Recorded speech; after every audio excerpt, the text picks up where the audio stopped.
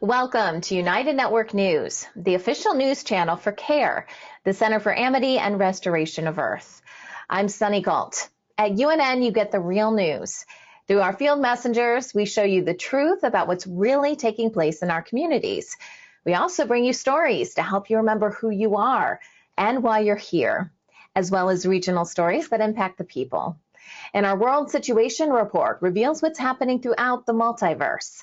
We are here to restore Earth. In the U.S., it is Monday, July 29th, 2024.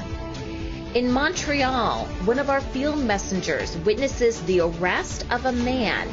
She believes men are being targeted by police for the wrong reasons. And in Uganda, we learn more about how local villagers build their homes using natural resources like mud, sticks, and bricks. Does water have a consciousness? And if it does, what is water really? Veda Austin, a water researcher, shares her thoughts. Is Africa's soil dying? The area is facing major soil challenges, which is worsening food security. And a community in Switzerland is banning commercial billboards in public spaces as a way to reduce clutter and better support small businesses. This is Calen Gibb, messenger for United Network News. Here's a look at today's field messenger reports from all around the world. Today's report highlights the arrest of a man by the police in Montreal. UNN field messenger Sephora-Imana covers the event and shares her perspective of what happened. Hi, my name is Sephora-Imana and I'm reporting from Quebec, Canada. I'm reporting here for United Network News and I'm reporting about what's happening in the streets of Montreal, in the streets of Victoriaville, in the streets of Quebec City, and many other places in the province of Quebec where the abuse of police on men, especially sovereign men, seems to be increasing lately in May and June of this year. Ça n'a aucun sens. Ça n'a aucun sens. Pourquoi, là? Il va y avoir 5 sortes de police, n'importe quoi. Qu'est-ce que vous faites? Pourquoi vous faites ça? On veut savoir pourquoi vous faites ça. Vous expliquer. Juste reculer, allez sur le trottoir. Je veux savoir pourquoi vous faites ça. On va tout vous expliquer. Pourquoi vous faites ça? The man on the street of Montreal has been violently abused by police officers of the Sûreté du Québec, SPVM, Société de Police de la Ville de Montréal, which is a special police force specially for Montreal, who has been abused of all of his rights, put on the floor apparently very violently, as the video is showing, just because his dog did not have a dog leash. So this is abuse of rights, of course. The dog was in front of his house. When they asked for the leash, he wanted to get his ID and they jumped on him. Vous êtes en train de lui faire mal pour rien. Enlevez-vous de lui. Vous êtes tous des abuseurs publics de droits des personnes. C'est ça que vous êtes.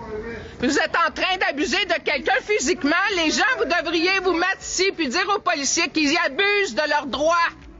No peace agent here, police officers working for a corporation, working for violence, abusing rights, teasing people, bruising them, breaking their wrists, their ribs for nothing.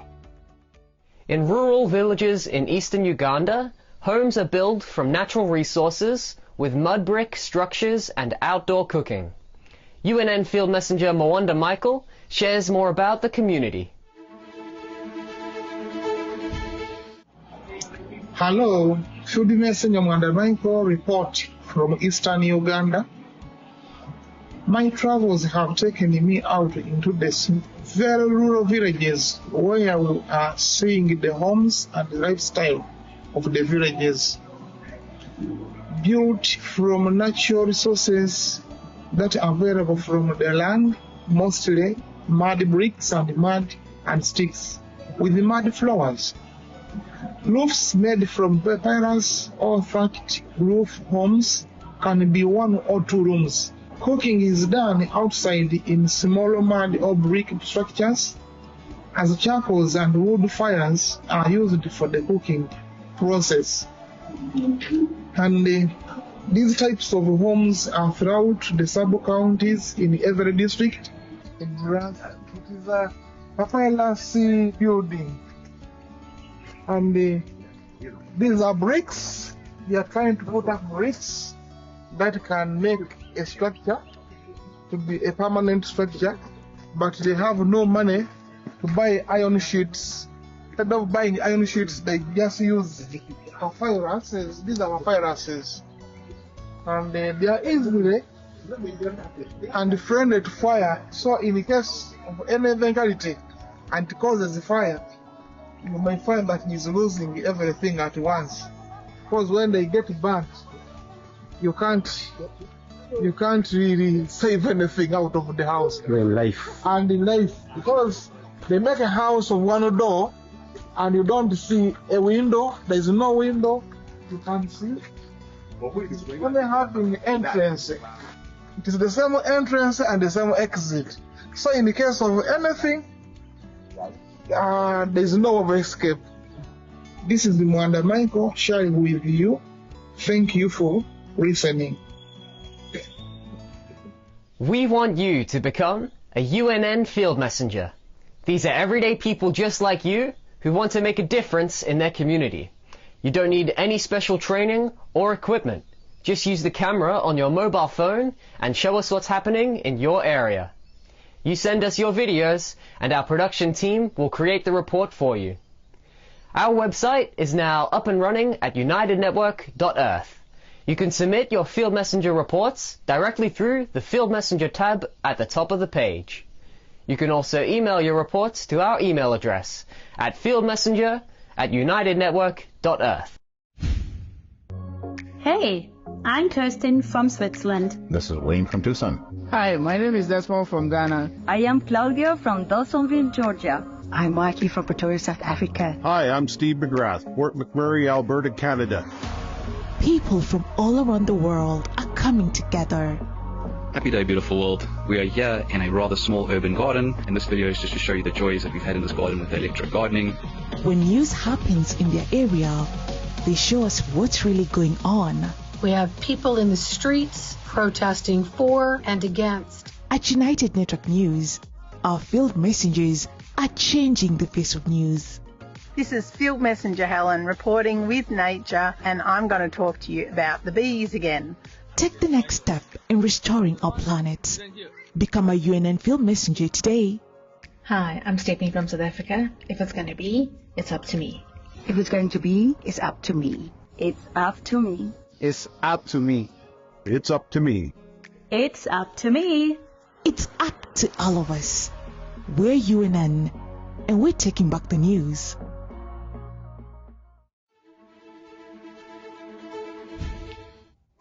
Most of us interact with water on a daily basis. We cook with it, bathe with it, and also drink it. Veda Austin is a water researcher who's dedicated the last 10 years observing and photographing the life of water. She believes water is fluid intelligence, observing itself through every living organism on the planet and in the universe. And if that's true, it begs the question, what exactly is water? So today we're talking about water, specifically the consciousness of water, and Veda is joining us again. Veda, we are told that water is H2O, right? We learned this in grade school, but it's much more than that. You know, the stories that you tell us, it's like, no, there's something more behind that. So first of all, have you asked yourself that question before? What really are we dealing with, and what have you found? What's your answer based on your experience? I think it's one of the hardest questions in the world to ask. The question is, what is water? And that's based on the fact that we know so little about it. Yeah. And given that by molecular count we're 99% water, it seems crazy that we know so little about what we're made of. And so what we know so far is that what we're taught in school is that there is a solid, a gas, and a liquid. Right. But if you start looking into the work of Dr. Gerald Pollack or even Marcel Vogel, these people talk about the fourth phase of water. It's another stage of water, which is more of a plasma or gel-like substance.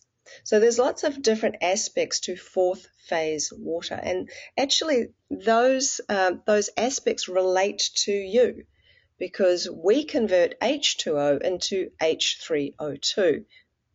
And H3O2 just simply means that it's water in a different stage with an extra hydrogen and oxygen atom.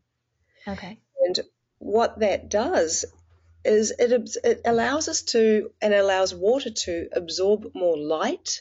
It has a negative charge, so all healthy cells are negatively charged. The earth is negatively charged. And it also has more of an ordered molecular structure. So it's sometimes called a liquid crystal. Now, it's more in a crystalline state molecularly, but it's a liquid, which is why it's called a liquid crystal.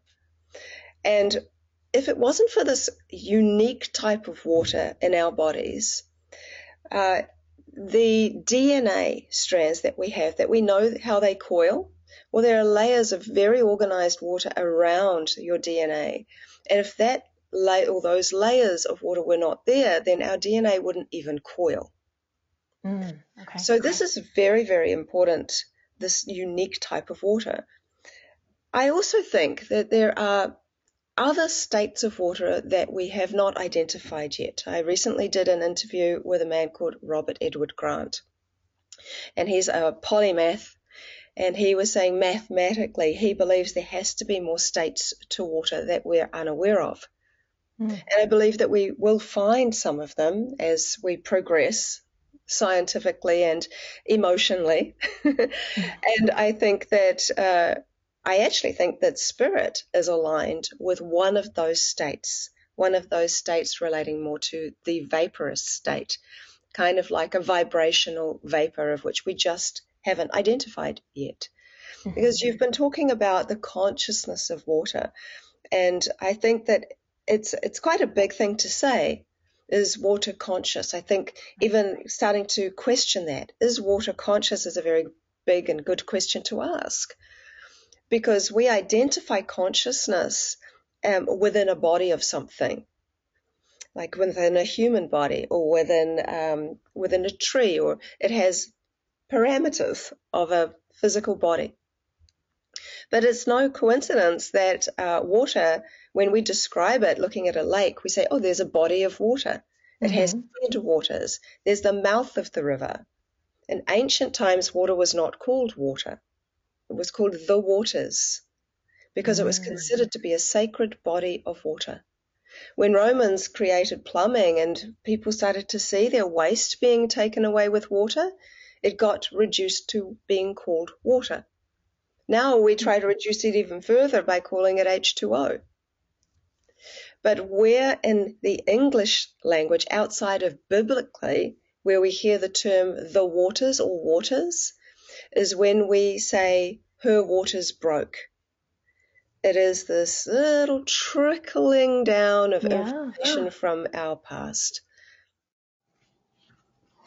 A study from Brazil suggests used coffee grounds can help reduce groundwater contamination by absorbing bentazone, a herbicide commonly used in agriculture. Researchers found treating coffee grounds with zinc chloride made their carbon content 70% more effective at removing herbicides from polluted groundwater. Tests showed damage to plant root tissues was reduced after treating contaminated water with these processed coffee grounds. The treatment effectively neutralized the herbicides. Any plant's development is disrupted when its root tissue is damaged. So this points to an important potential benefit for plant health in areas contaminated by agricultural chemicals. If successful on a larger scale, this method could reduce the damage to animals, plants, and humans caused by accumulated herbicides in groundwater. Additionally, it offers an efficient way to recycle coffee waste instead of discarding it. Cino Verde is a nonprofit organization in Peru dedicated to aiding farmers and cultivating native trees and plants to protect and preserve them. Its reforestation centers and nurseries boast more than 400 native tree species, creating a unique living seed bank of Amazonian biodiversity. The organization assists farmers in transitioning from non-native crops like corn and rice to native plants that can be harvested year-round, ensuring a steady income. In addition, Cino Verde supports the production of non-timber products such as Amazonian vanilla, wild cacao, honey, and essential oils, which are distributed internationally. Now recognized as a conservation area, it collaborates closely with indigenous communities. A comprehensive digital database shares information worldwide on more than 650 unique Amazonian species. To date, Cino Verde has planted more than 200,000 trees, producing thousands of seedlings annually, which are either donated or sold at cost. The organization remains committed to safeguarding Peru's rich biodiversity. Founded in 2014, Go Farm in Colorado has revolutionized access to fresh, affordable food through a variety of innovative initiatives. One standout project is the Mobile Market, a pay-what-you-can farmers market that travels in a truck to low-income neighborhoods, schools, retirement homes, and more.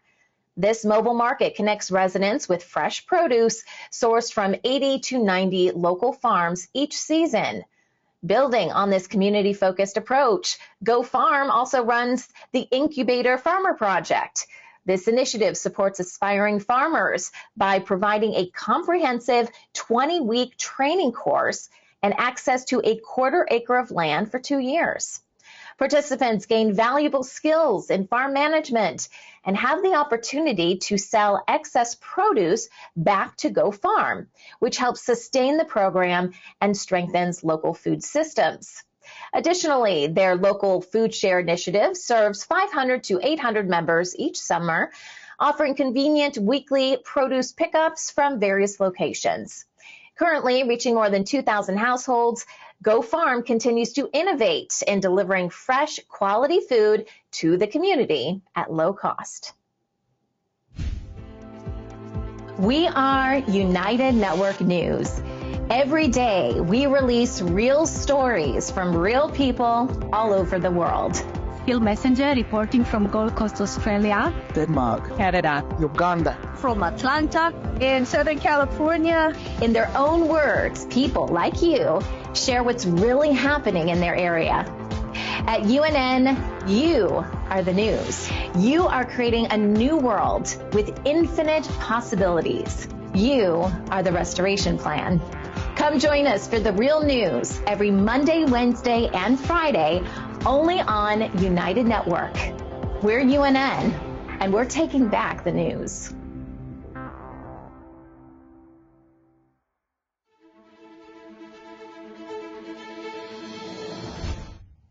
Iran is experiencing a severe heat wave, prompting authorities to reduce operating hours for various facilities. Government and commercial institutions were ordered to close on Sunday to protect public health. More than 200 people were treated for heat stroke, with some requiring hospitalization. State media reported banks and public offices across the country would close to safeguard public health and conserve energy, with only emergency services remaining operational. Residents have been advised to remain indoors until 5 p.m. local time to avoid the worst of the heat. The intense heat has driven electricity consumption to record levels as people strive to stay cool. Authorities hope for a temperature drop today, but warn significant cooling is not anticipated. Heavy rain during the past week has led to widespread floods and landslides in Japan, impacting transportation and prompting evacuations. 4 individuals remain missing, including 2 police officers swept away while on patrol.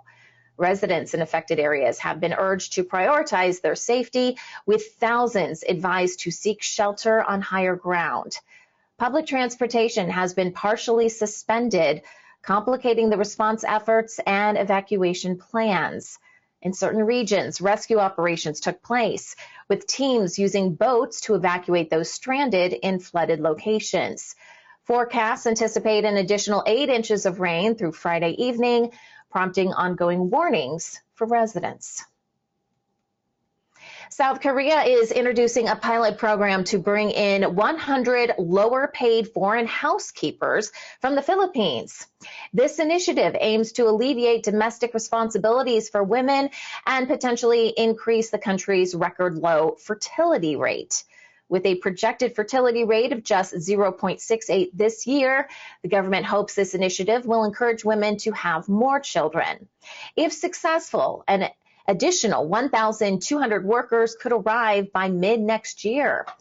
While many working parents expressed concerns about this cost, as the monthly wage for foreign housekeepers is too high relative to their income. Critics argue this plan could mainly benefit high-income families. They believe the focus should be on reducing long working hours to support family life instead of depending on foreign labor.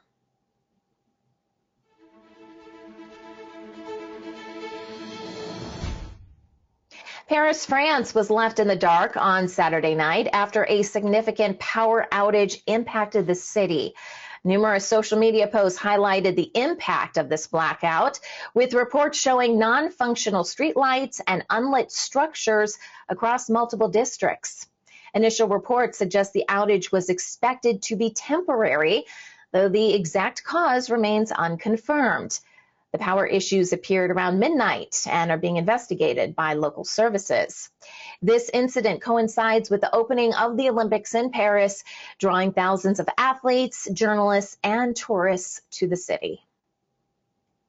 Britain's government has announced a dire assessment of their public finances, publicly declaring the country broke and broken.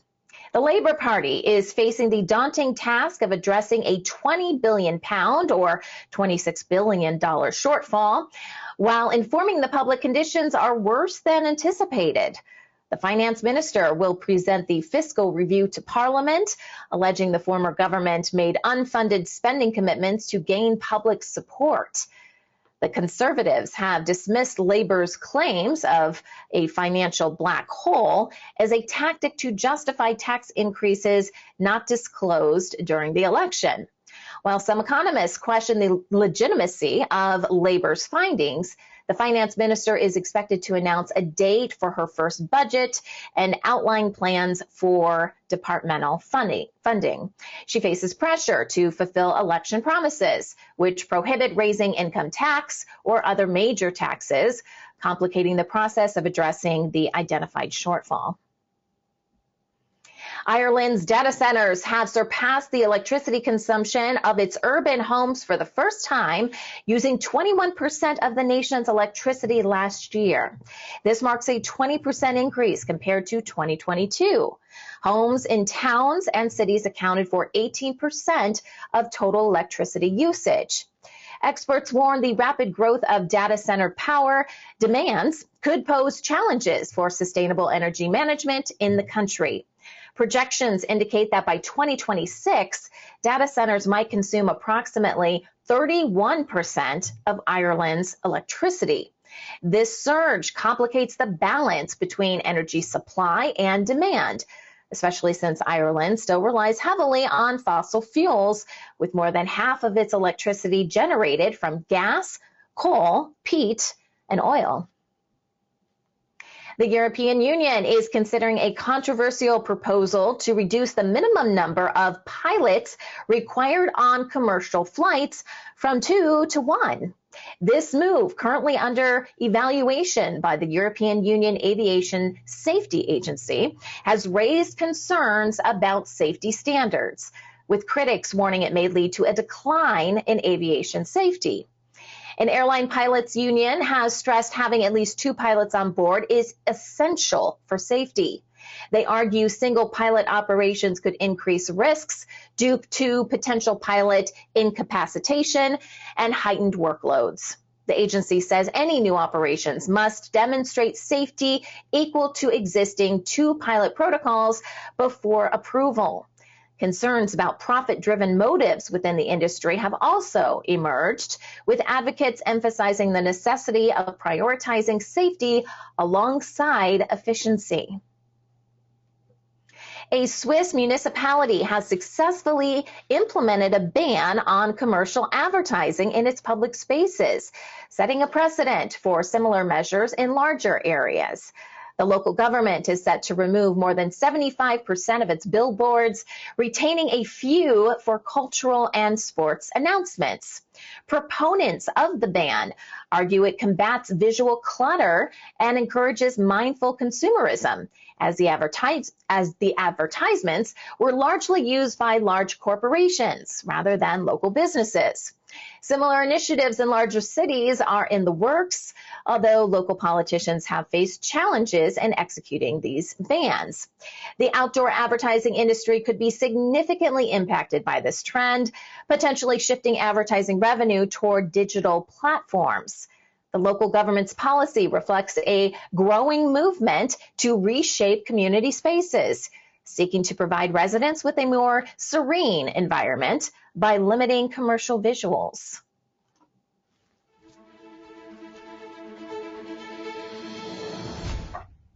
Eastern Congo has suspended all mining activities to restore order in the area, which has been disrupted by violence from armed groups. The suspension, effective immediately, is aimed at addressing disorder caused by mining operators and preserving human lives and the traceability of mineral production. Authorities have given mining companies and cooperatives 72 hours to evacuate the sites. The decision's impact remains uncertain due to the presence of armed groups controlling various mining areas and the region's reliance on mining for economic stability. Recent months have seen an escalation of violence, including militia attacks that have resulted in fatalities amongst miners and soldiers.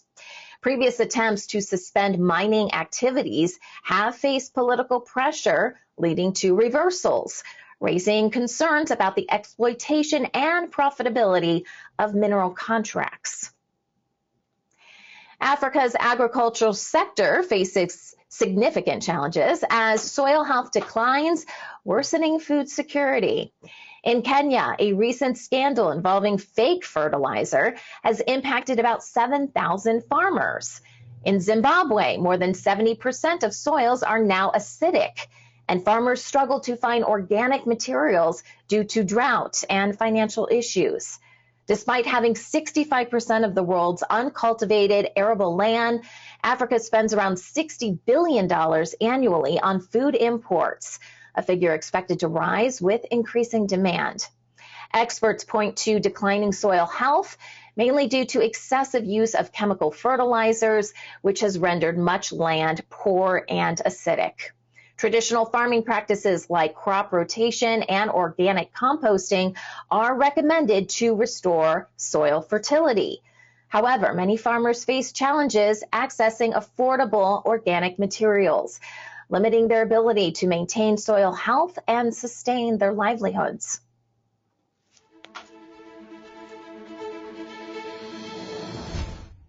In Colombia, the salt industry has seen a dramatic decline, resulting in lost profits and increased poverty. With more than 65% of the local population living below the poverty line, many have been profoundly affected, facing severe malnutrition, lack of access to clean water, and unemployment.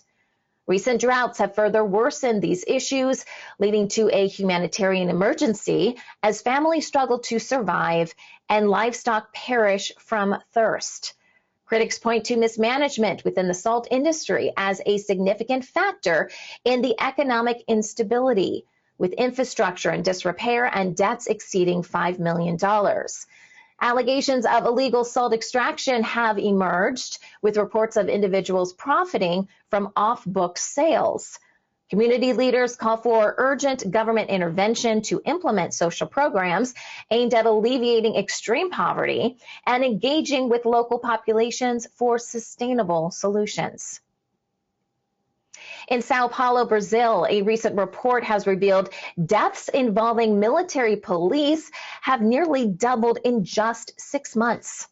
February alone saw 73 fatalities, a dramatic rise from 24 the previous year, leading to heightened security, or I should say heightened scrutiny of law enforcement practices.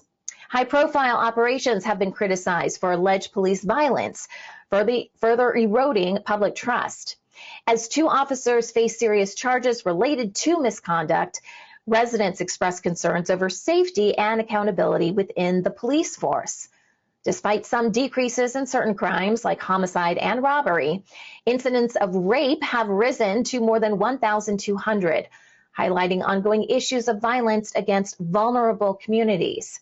The drop in robbery rates is overshadowed by the community's anxiety surrounding police brutality and the increasing prevalence of domestic violence.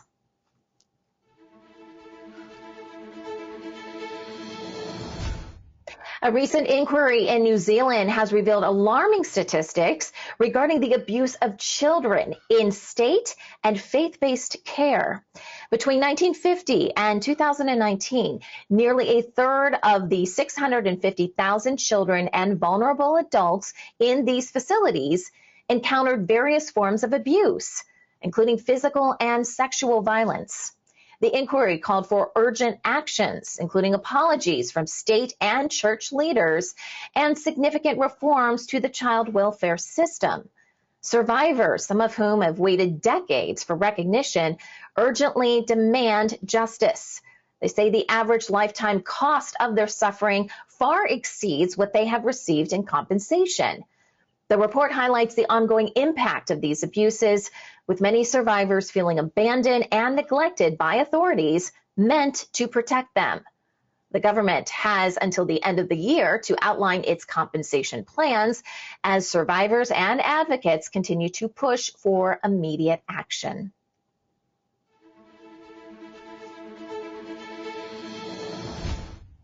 Gang violence in Haiti's capital has severely disrupted education as many schools are forced to close, affecting more than 150,000 students. The ongoing violence has resulted in tragic loss of life and led to widespread homelessness, with around 580,000 individuals displaced and living in makeshift shelters or schools. Operational schools are struggling with overcrowding as they accommodate students from closed institutions. One school in the capital has welcomed students from about a dozen other schools, while also providing aid to the homeless individuals on its grounds. The educational system faces a significant financial shortfall. And with private schools being unaffordable for many, access to quality education remains a major challenge. A $2.5 million grant has been allocated to support nearly 75,000 children through cash transfers and school feeding programs. The demand for power and water in the U.S. is surging, particularly due to the rise of AI technologies. Data centers are vital for powering AI applications, but often face challenges concerning energy and water supply. As AI-driven models become increasingly demanding, some companies are investing in renewable energy sources and alternative power generation methods, such as solar and nuclear options. However, this growth comes with alarming water requirement, with generative AI data centers projected to require up to 6.6 billion cubic meters of water by 2027. Concerns about the environmental impact of water usage are growing. Experts suggest innovative cooling solutions such as direct-to-chip cooling systems that lessen reliance on traditional water-based methods. Also in the U.S., New York City is testing gun detection scanners in subway stations, but the initiative has sparked significant public backlash. Riders have expressed concerns about privacy violations and practicality, noting screening millions of commuters isn't feasible. Some commuters believe the scanners do not address larger safety issues, such as individuals being pushed onto tracks. Many argue city resources could be better spent on enhancing visible security features and measures like adding officers and guardrails. Despite high-profile incidents, crime in the subway has decreased.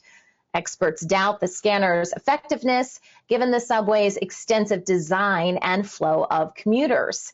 Evolve, the company behind the scanners, has faced lawsuits and scrutiny over its technology's reliability, leading many to question the city's choice to invest in such measures.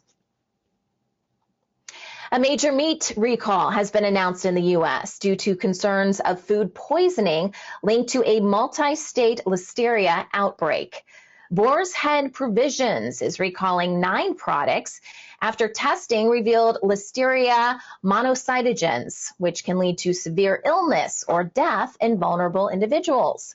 So far, 34 people have reported illness across 13 states, resulting in 2 fatalities. About 200,500 pounds of meat are affected by this Class 1 risk recall, which is deemed unfit for human consumption. Affected states include Georgia, Illinois, Massachusetts, Maryland, Minnesota, Missouri, New York, North Carolina, Pennsylvania, Virginia, and Wisconsin.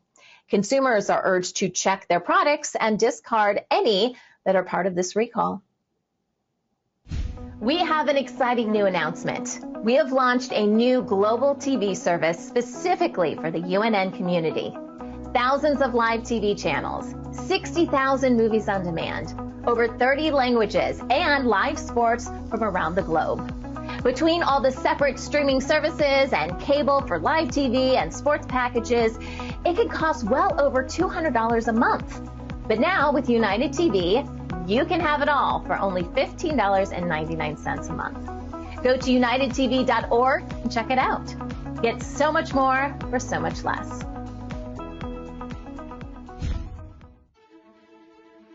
And now the World Situation Report with Kimberly Gogan from the Office of the Guardian. The Olympic opening ceremony creates quite a stir, full of secret ceremonies.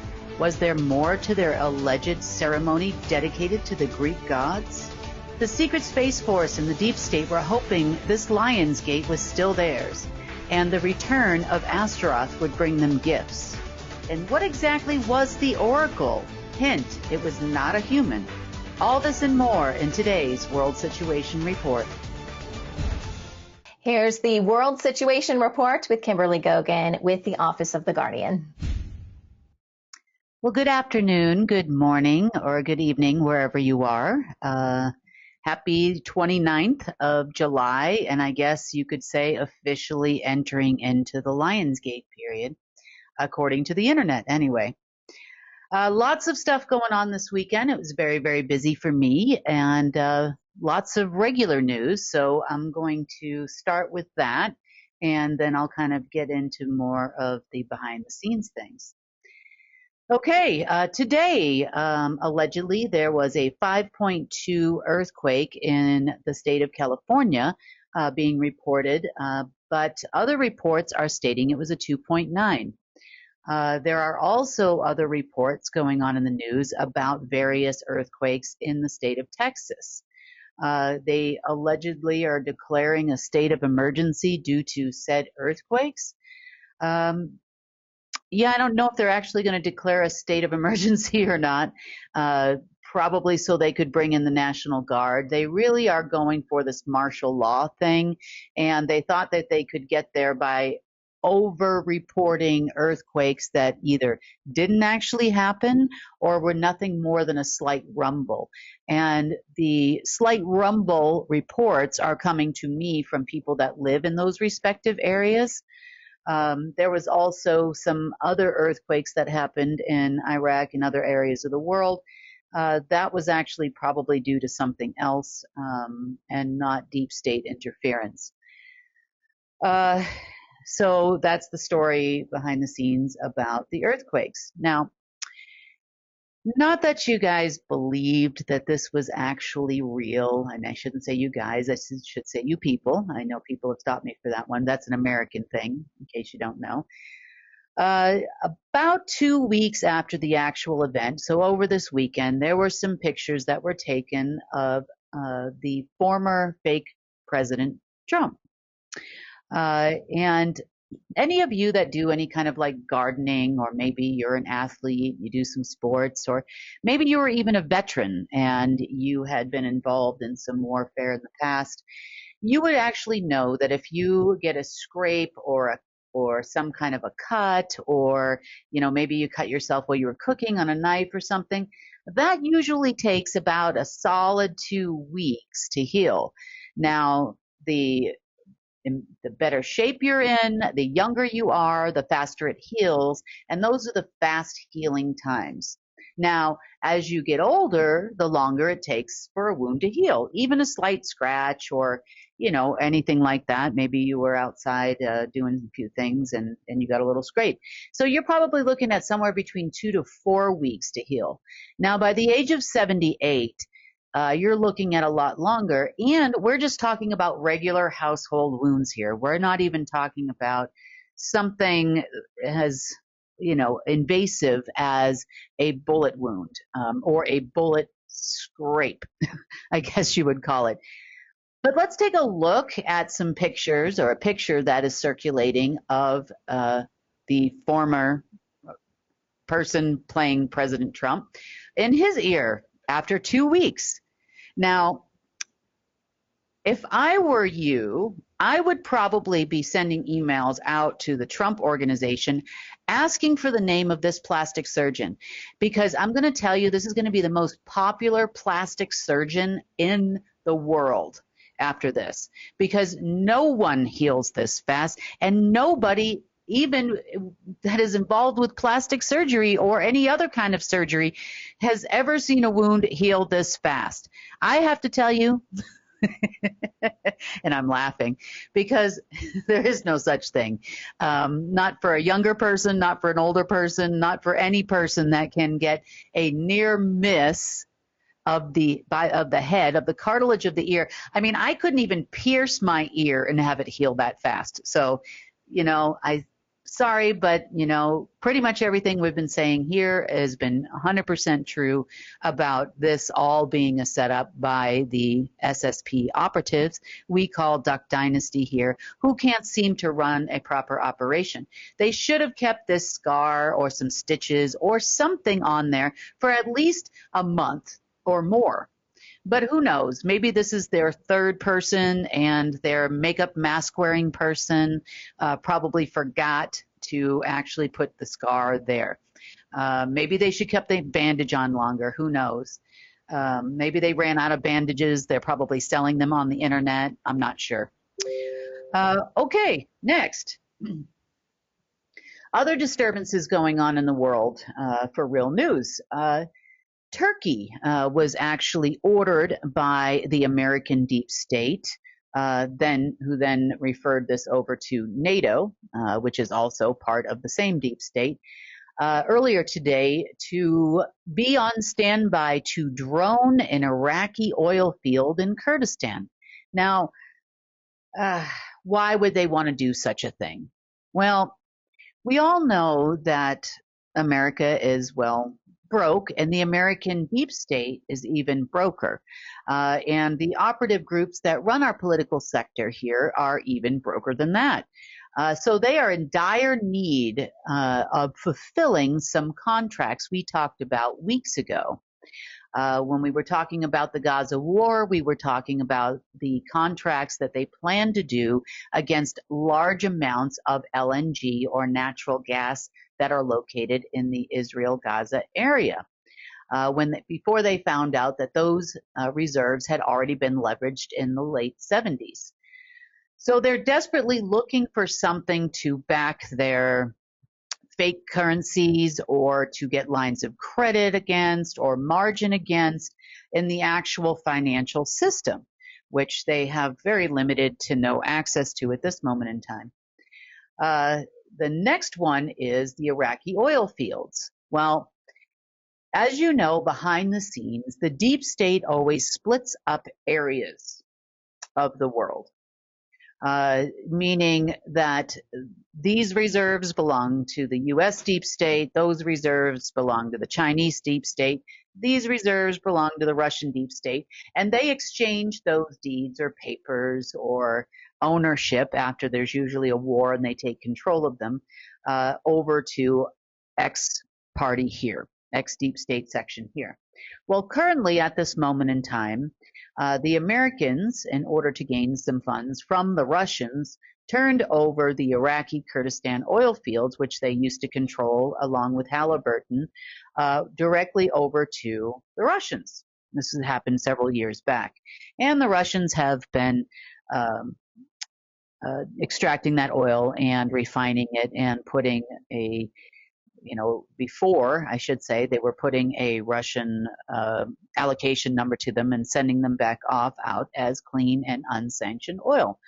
But it doesn't really matter because they get just as much money from black market oil sales. They split this money up with, let's just say, I'm not going to say I'll say they're rebel groups in the Kurdistan region, like the PKK and some others. And recently, though, it appears that the Americans would like to have those back, and they would like to have them back for free. Is there a little tit for tat going on between the American deep state and the Russian deep state? Absolutely not. This is all just a staged event. We get this asset, you'll get X amount of dollars, or you'll get X amount of this that you would like, or we'll leave certain parts of Syria over to you.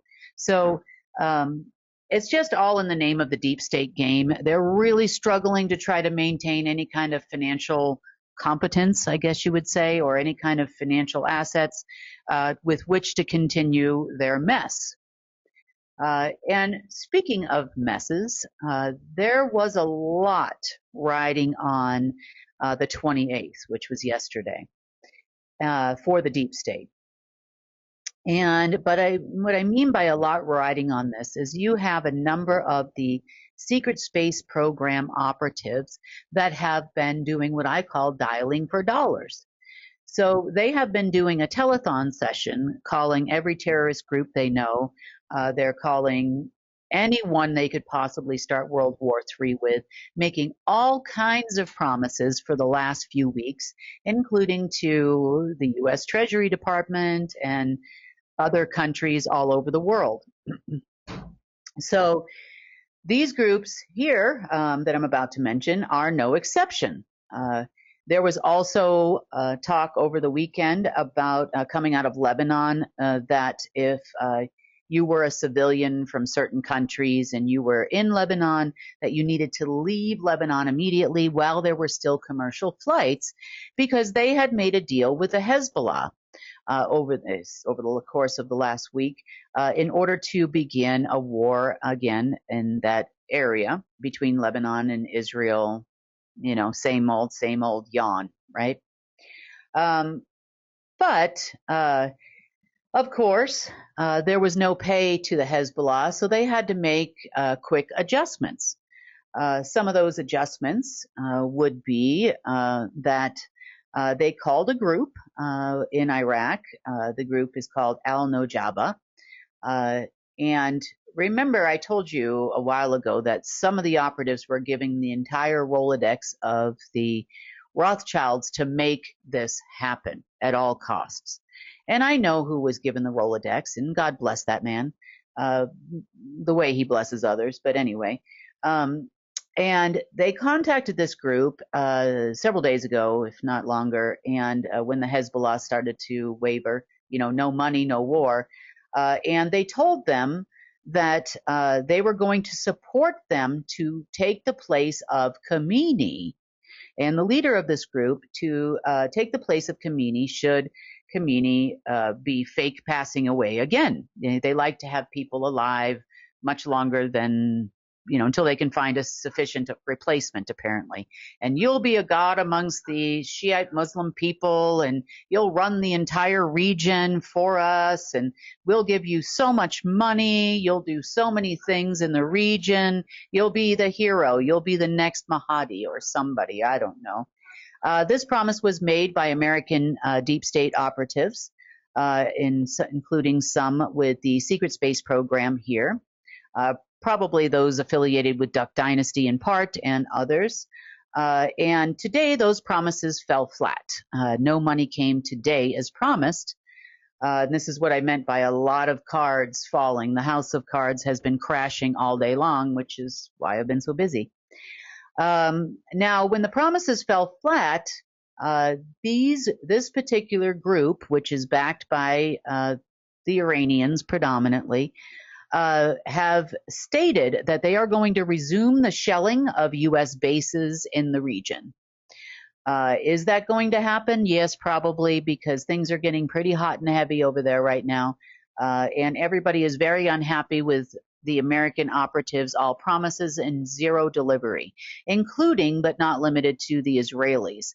The Israelis are really unhappy right now with their superiors and the operatives that are running on their behalf, because they are out so much money. And now the latest promise to the Israelis is that they're going to get their cut, at least the operative section. They're going to get their cut of this Iraqi oil fields that they plan on taking possession of via NATO against Russia.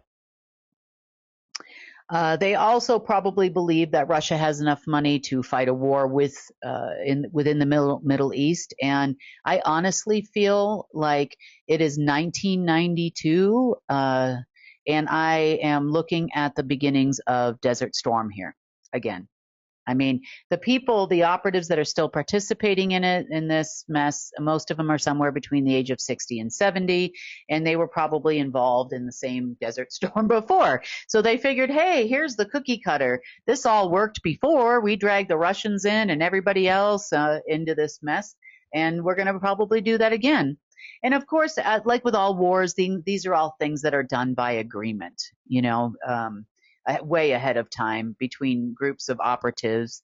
And this is probably, recently though, usually these things are done years in advance. Money comes for this and so on and so forth. But in this particular case, they're kind of scrambling last minute a lot of times.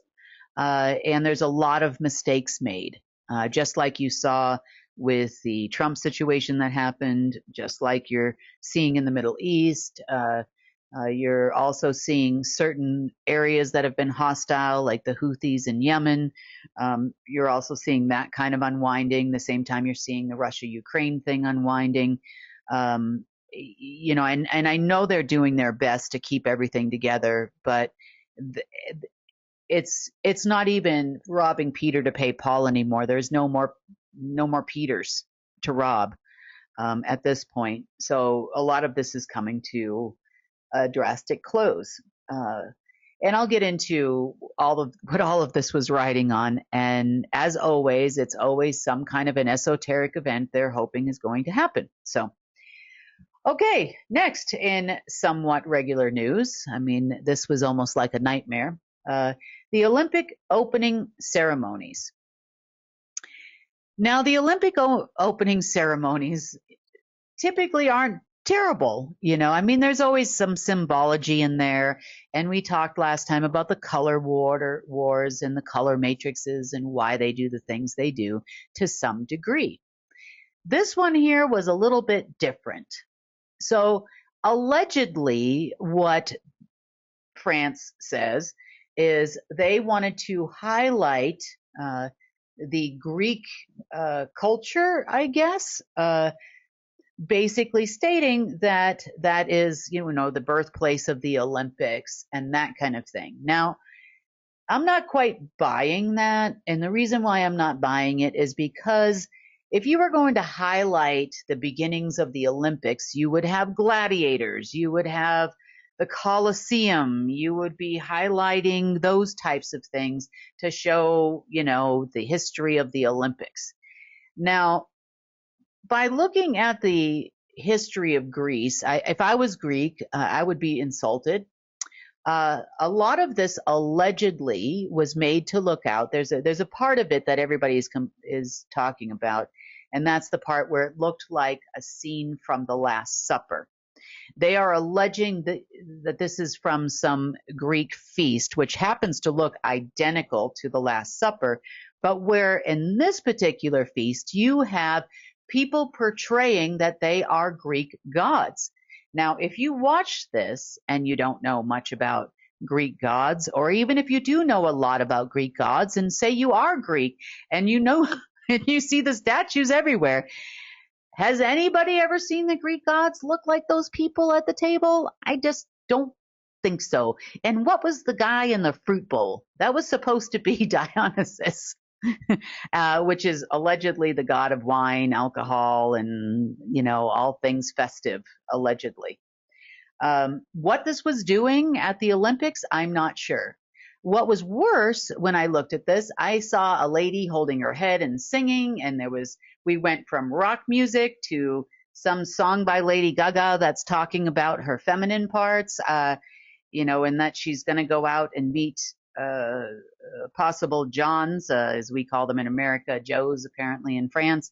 And I'm not sure what to make of that, but that definitely was written by a bunch of deep state people who just wanted to maybe perform one of their ceremonies on live TV for all of us. And based on the events of what was going on over the weekend, I can kind of say that might be the case, because we've talked a little bit about some of their backup operations they're running, like Odin and Hercules and the Babylon systems and all these systems they think are going to be the quote unquote new financial system.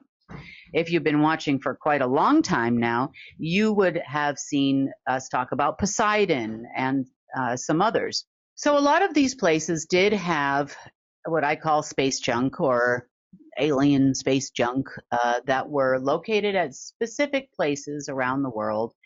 And those specific places were each tied to a different Greek god, which we know, if you've been following us for a while, that all Greek gods were the Abraxas. They were the anti-human, non-human, lower astral human beings, let's put it this way, that ran this planet, or in part ran this planet for a long time. So I'm guessing that some of these systems were, they were allowed minimal access to, probably not in full. And if you look up what each one of these Greek gods' specialty is, you'll actually be able to see that each one of these Greek gods has a purpose in your life, unfortunately, or fortunately, or actually most of the time, 99% unfortunately. So you can imagine what the deep state would use these types of systems for. So let's see, the locations of these, in case you're curious. Poseidon was actually at Mackinac Island in Michigan. Kronos, not the large Kronos AI system. This is a subsystem and refers to the god Kronos, C-R-O-N-U-S, the god of time. Would have been at Menwith Hill Station in England. Next, Hades was at the Spanish-American Air Force Base in Spain. Hephaestus, I think I'm saying that right, Hephaestus, was actually at Urim Base in Tel Aviv. Apollo, oh dear, was at an air base in Romania. I'm not even going to try to pronounce that. It's at Mikhail something. The god Ares, the god of war, just happened to be under Interpol in Lyon, France, not too far from the Olympics, where they were also worshiping Greek gods just hours before they tried to use all these systems. No surprise there. Hermes was on Whiddy Island in Ireland. Dionysus was at Mashibam Air Base in Israel. Hercules was under the Hong Kong airport. Babylon was on the border of, that was actually in Iraq. So you can imagine Babylon is a historical site in Iraq. Odin was under Carswell, Texas. Zeus was at the Paphos Air Force Base in Cyprus, Greece. Prometheus was under Wright-Patterson Air Base. Urbius god was Tower 22, and I'm not even going to try to pronounce the name of the air base in Jordan. Hercules was under Cook Island. And last but definitely not least is Asclepius. I'm probably going to say this terrible. I'll spell it for you, though, so you can look it up, because this one's kind of more important, I think, than all the rest for you to know. It was Asclepius,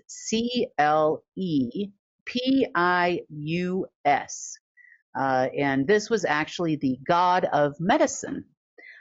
This person also was known for using snakes in his medicinal alleged cures. I beg to differ. I would say in his disease.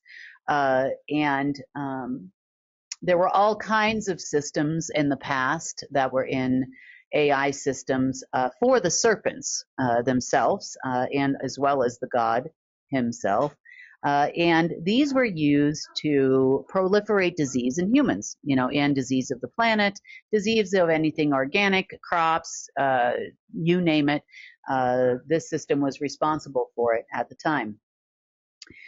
We also have one more, which is hypnos, which is control of the mind. No surprise there. This one was located under Confucius Temple over in China. And the name of the area was the place where Confucius was from, which is Qufus, is the name of the area. Each one of these systems, don't get me wrong, when the Abraxas were around, they were in full force. They were definitely using each one of these systems to control humanity and a lot of the different things here on Earth, whether it be the sea or the fish in the sea or the skies or weather control and those kind of things. But they pretty much didn't really have a whole lot of access to these things anymore. And if they did, it was absolutely minimal and not for a long time. But they were definitely hoping that this Lionsgate was going to give them back full access to all of these systems so they could then torture us again. Now, this is awful funny coming from a group who claims right now, both groups, the Order of the Dragon and the Order of the Black Sun, both claim that they can run this planet without the aliens. But yet they still want the aliens to give them back technology on a special day such as Lionsgate. And I'm not really sure how that works. I mean, if you want to be independent, that means you're independent of those beings, people, demons, anti-source, and otherwise, because you feel that you're better than them. At least that's what the deep state feels. But apparently in this case, maybe they're coming to some conclusion, and the few brain cells that actually function in the common sense department of the brain, wherever that's located, and maybe they said, we could sure use a demon up in here. And that's what it appears they were waiting for all weekend. Not only this weekend, but they're still continuing on today, hoping that this demon comes to save the day. They have been hacking like crazy, looking for any sign anywhere of the raising of these two particular demons. The first one that they are looking for was a demon by the name of Astaroth. Astaroth allegedly was the king, so to speak, of the lower astral. He was also responsible in many ways for the management of hell, or all of Anti-Source's assets. He even managed life itself throughout the universe when the Dark Ages were in force. Therefore, he had a lot of control over the dark soul planes. He had a lot of control over a lot of the different planes. The other demon that had a lot of control was Mammon. Mammon controlled a lot of different aspects of human life, and you can look up this on the internet. This isn't just for humans. This is actually throughout the multiverse. Now, the reason why they had so much control in the past is because they had access to a few things that allowed them to manipulate beyond time and space and go all the way back and do manipulations throughout the past, go all the way forward and make manipulations in the future based on past events or based on their knowledge of being able to see things in the past, present, and future. Astaroth is also known as the king of knowledge, the knowledge giver. Loves to talk about his history, loves to talk about where he came from, all those kind of things. Unfortunately, there is no more Astaroth or any Mammon. However, there in the past was placed a lot of standing orders for such a time when we were transitioning into the light age, and we managed to gain control of, or full 100% source direct current of the Lion's Gate, which many of you know falls on or peaks at August 8th, every year on August 8th, can't talk today, every single year. So this year, the deep state believes that this really started ramping up several days ago because they've been looking for all kinds of signs of Astaroth's return, which they were under the impression was going to happen for some reason. Now, Astaroth is actually known for inhabiting many different human bodies over the years, and the most recent one that at least I am aware of that was fully inhabited by this being walking the earth was one of the parents I refer to as the Dark Prince. This man was Egyptian, white-skinned Egyptian, and he roamed the earth for a very long period of time and would have been more closely associated with the Order of the Black Sun. That coven would have been under his tutelage there. Maybe that's why most of the operatives were running around looking for this guy, to no avail. I also know that the Order of the Dragon, believe it or not, have a funny story here, but that most of them don't even know. At one point in time, Astaroth, after God left Solomon due to his misdeeds, actually became Solomon. And what I mean by that is Astaroth inhabited the body of Solomon. Therefore, whether the line of Solomon, also known as the various colors of the Order of the Dragon worldwide, are actually descendants of what we refer to as a demon, or a very high-ranking lower astral being, even higher, believe it or not, than Lucifer. So that's where their alleged power came from, because they became his family, so to speak, and he would grant them all kinds of access to things that they should have never had access to. But upon the leaving of Astaroth, let's just say, Astaroth, in all his powers that they granted to them, went away. So they were really hoping for this being's return over the weekend. However, there's a little bit of a problem with that, because Astaroth cannot appear in the third density without a body to inhabit. Unfortunately, on their side, as we talked about last week too, they don't have anybody that can have that has the amount, the right of DNA, the right body, the right soul to switch out in order to get an Astaroth walking around on this planet, that they believe that if they did, then this being would absolutely grant them all the powers that they could ever desire on both sides. I'm not sure why, but Astaroth is smarter than them.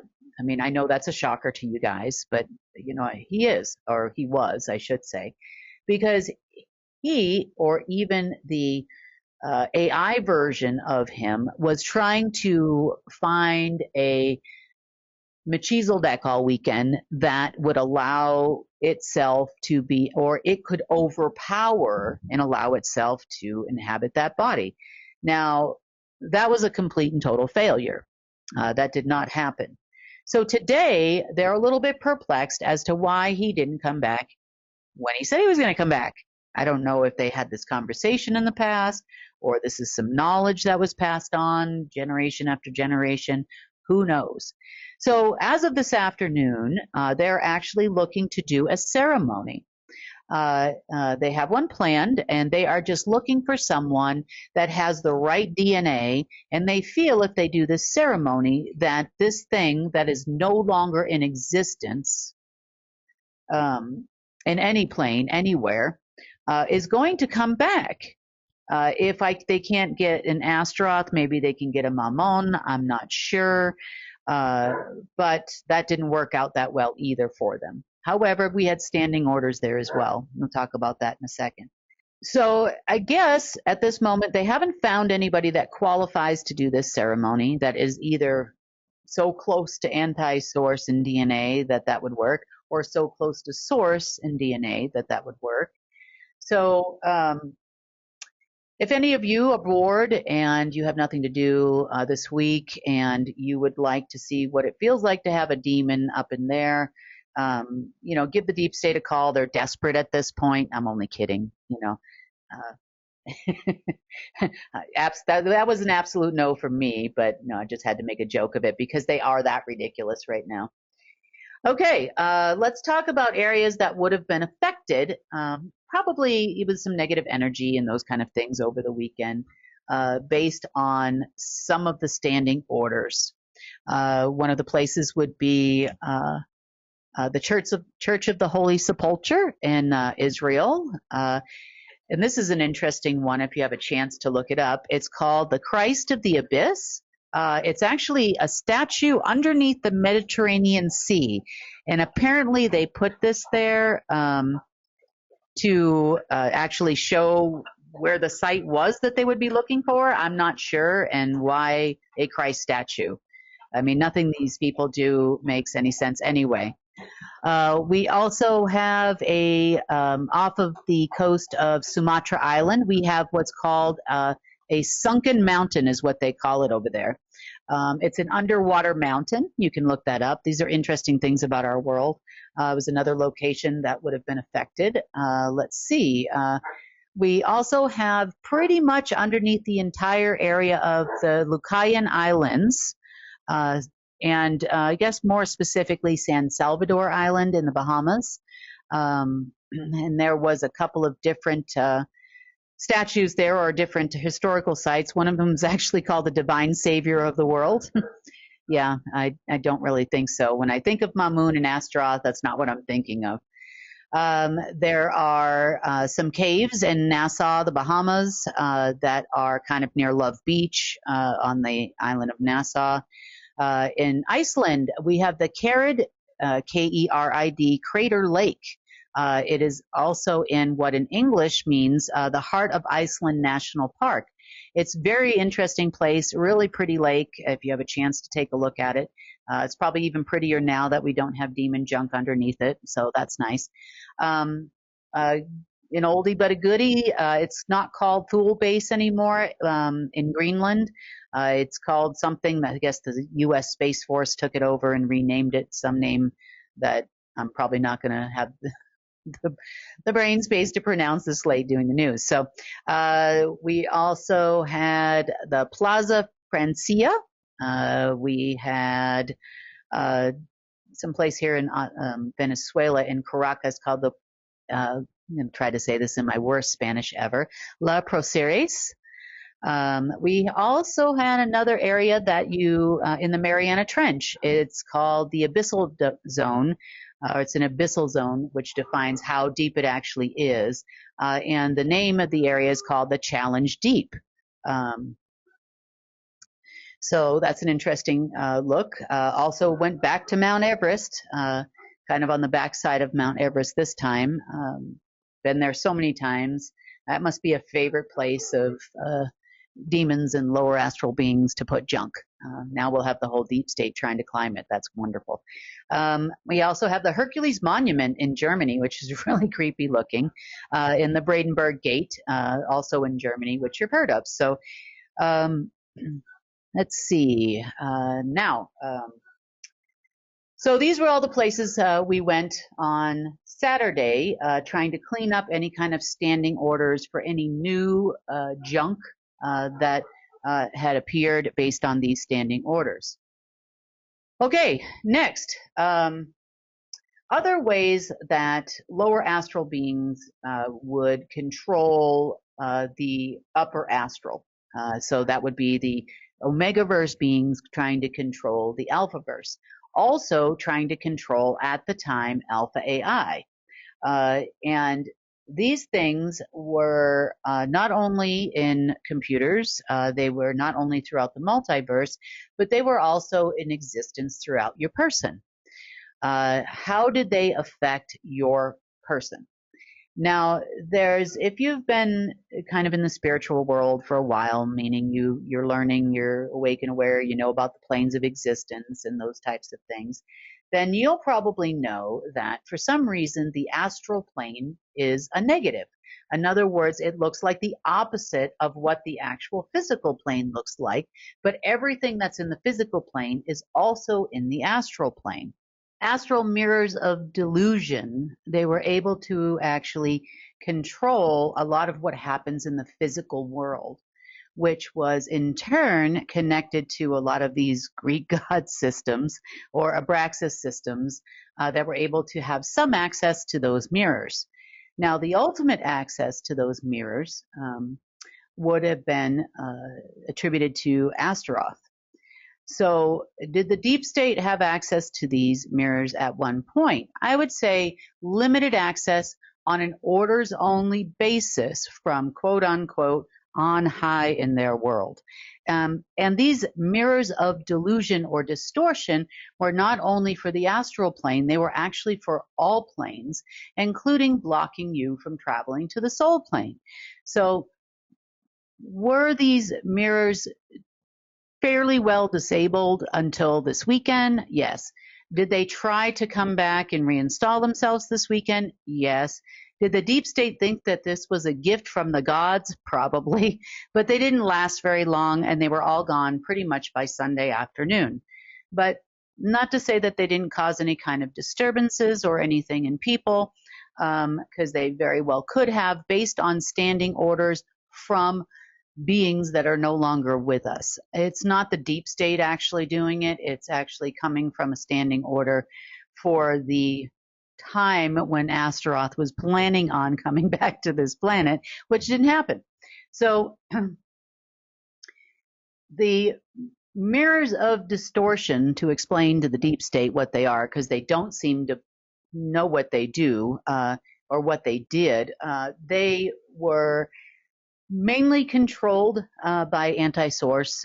They were placed there to cause or allow for a control by beings much higher than any human that ever walked this planet, bloodline or otherwise.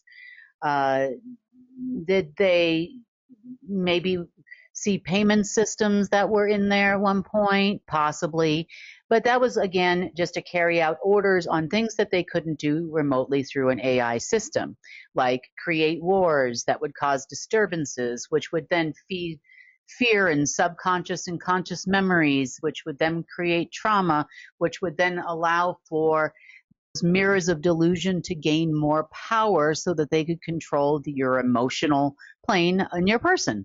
It was not only for people, it was also throughout the multiverse for other purposes and in other constellations and other star systems so that they could manipulate their Omega-2 system, which populated throughout the Alphaverse at one point in time.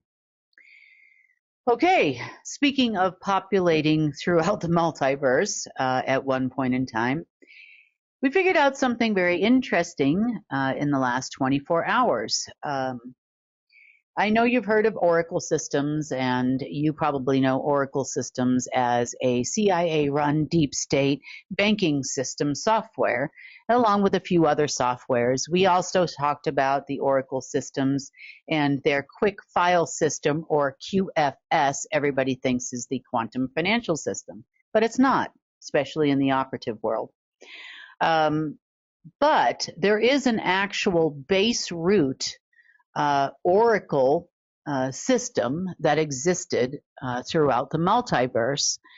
It was originally placed here on Earth and also a backup system on Mars. And the reason why it was placed there was to populate and originally create balance throughout the multiverse, meaning Alpha had its platform and Source had its platform here on Earth. Well, the Omega system also needed its platform here on Earth. It really wasn't a whole, I would say it wasn't really entirely functional, but due to its location on Earth, this time of year during what we call Lionsgate, it would actually not normally activate, but this year is different because of all the Astaroth standing orders that were in place for his impending return. So the Oracle is actually a giant black gold ball that exists within Earth, and it's one that we've talked about before on this channel.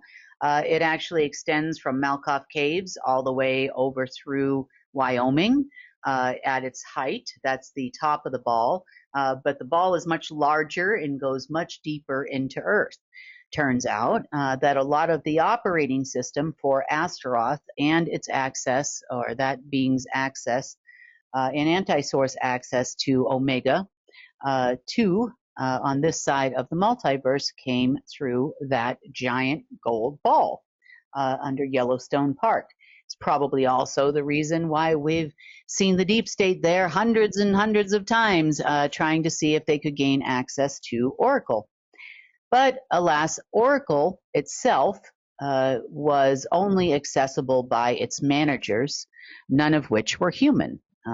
You're talking about Marduk, Astaroth, Artemis, the Red Queen, Lucifer. These are higher ranking lower astral beings. Did the humans at one point have some limited access to the Oracle to utilize programs that were based on standing orders that they would receive after meetings that would happen annually? Yes. Minimal orders. Possible money would come through, whether they knew it or not, through this giant ballast. So that was the location of Oracle 1. The Oracle also would do an analysis of not only things that happened here on Earth, but also throughout the multiverse, and it would ensure the survival of Omega no matter what happens. Meaning no matter what we install, no matter what we change, no matter what we remove. So that is something that had to change. The next thing that also worked in conjunction with the Oracle would have been the gate, or the actual original source gate, and the direct connection to Source, and a piece of Source that was located on this planet, also where the flower of life was, at the Aranarak Gate. We've talked extensively about this over the last couple of years because it is so important to Earth, and there is no other place like it on Earth. But during the time that this Oracle, so to speak, was placed on the other side, over near Yellowstone Park, that is what created the second part of the Lion's Gate. So that originally, when we were in a balanced universe, you would have both a dark open gate and a light open gate at the same time. However, several thousand years ago, probably more than 100,000 years ago, around 250,000 years ago actually, is when Astaroth actually put the, let's just say, the overlay over that gate there. which was fixed a couple of years ago. When that overlay was there, then the dark had both gates.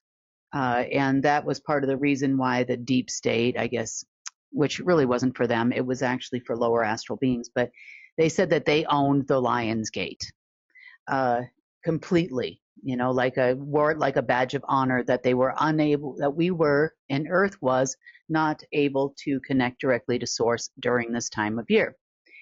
Well, that is no longer the case. So there was a lot of difficulty that was created over the last, I would say, even few weeks, based on this being trying to come in, because it had planned on coming in through its overlay over the gate in Iran and Iraq. What that did was any bit of it and its replicated AI versions of itself were trying feverishly, as we talked about last week, trying to get into any person or at any person, or trying to infect any person so that it could actually be present on this planet. And if it had its way, it would have been here on this planet millions of times. But it didn't exactly work out that way. And as it had no place to go, and as we were doing sweeps and cleaning the planet, that left very little here eventually, and only a little bit of an uptick over this weekend when it started looking for places to go. I would say pretty much we're out of the woods on that one, I hope. Now that Oracle is no longer Oracle, meaning it doesn't belong to them anymore, it now has been changed so it belongs to the Golden Age. And there's been a lot of changes in that realm in the last few days to ensure that we don't have any other standing orders, surprises, anything kind of held in pockets of time or anything like that, which is going to affect us anymore.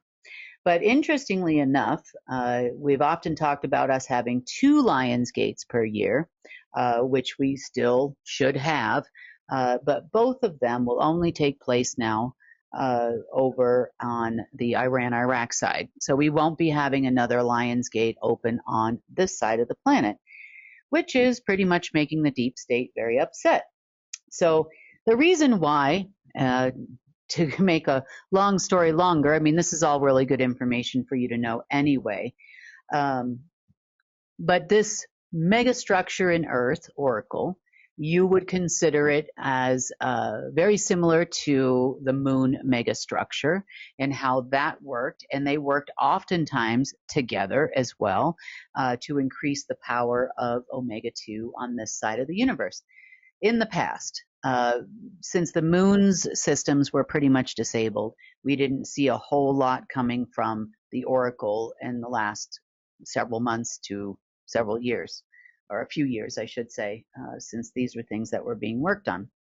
So another positive change for us, and which is going to lead to further development and has led to further development of the Golden Age program here on Earth. As for the deep state, because they believed this alignment began yesterday, they promised everybody, all of these people, pseudo CIA-made or Black Sun-made terrorist groups and all of these different countries that they were going to get money today. It's created an enormous amount of turmoil in the world today. Treasury didn't get any money. There's no leveraging against war, old deeds such as the one for Iraqi oil or other things they were planning on getting. They were also planning on getting some actual money zero, M1, M0, which isn't compatible with the financial system. So even if it did show up today, it would have showed up in Omega as a debt, and they still wouldn't have had allocation numbers, and allocation numbers for M0 are not compatible anymore either anyway. So they would have lost all the way around. But that doesn't stop the SSP from still wishing on a demon and hoping for someone's return so that they can actually get paid and start wars and do all the things that they love to do. Did they get any standing orders from Astaroth or Mamun or anything that came through a system somewhere over the weekend? No. Were they able to detect the presence of probably an uptick and an increase in dark energy on this planet for a while there? I would say yes, they were. Did it disappear most of the time about as fast as it came? Yes, it did. And pretty much there's no more Greek god systems to worship. So thank you so much, France, for your Greek god dedication. It didn't help you gain any access for the deep state to any system there or elsewhere. And I'm sure they were hoping for that. And we did not have the return of Astaroth, which they're still looking for a viable candidate that's on their side for that thing to crawl up into. But I don't think that's going to happen either. I know that's not going to happen either. Not on our watch, anyway. So, and that was pretty much the events over the weekend. That's a lot of information to go through for a Monday news broadcast, I know. But I appreciate your patience once again for getting the news out a little late today. Thank you so much. And you all have a wonderful rest of your Monday or Tuesday, if that's where it is where you are. And we will see you again on Wednesday. Want to share news from UNN? Help us change the face of social media and use it for good. Connect with us through our online channels. Our social media team creates clips from each newscast you can easily share with people you care about. That's also where you'll find our UNN Meme of the Day, a great way to encourage critical thinking. Links to all our social media sites are available at the bottom of our website at unitednetwork.earth. Let's change the face of news together. That wraps up today's news update. Please share UNN with your friends and family. We need everyone to come together and help restore our planet. When news happens in your area, record and share it with us so together we can share it with the world. Remember, if it's going to be, it's up to me. I'm Sunny Galt. Join us Monday, Wednesday, and Friday for the real news.